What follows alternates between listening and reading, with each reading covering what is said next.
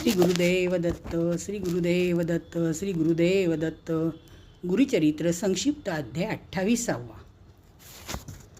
त्या मातंग माणसाने श्री गुरूंच्या आज्ञेने क्रमाक्रमाने 6 रेषा ओलांडल्यानंतर गत 7 जन्माची त्याला स्मृती झाली. सुरुवातीला तो ब्राह्मण होता, त्यानंतर तो क्षत्रिय झाला, क्षत्रियानंतर वैश्य, वैश्यानंतर क्षुद्र, क्षुद्रानंतर नावाडी, त्यानंतर वनराखा, वनराख्यानंतर भिल्ल. व 8व्या वेळेस तो मातंगाच्या जन्मास आला होता. आपण मूळचे ब्राह्मण होतो हे त्याला कळून चुकल्यानंतर त्याची बायको मुले आल्यानंतर आपणास स्पर्श करू नका असे म्हणून तो त्यांना दूर ढकलू लागला. तेव्हा त्याची बायको शोक करू लागली.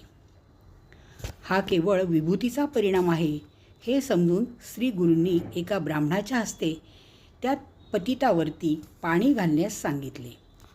श्री गुरु निरोपे ब्राह्मण, घेऊन आला उदक आपण, पतितावरी घालिता क्षण, गेली विभूती धुवोनिया.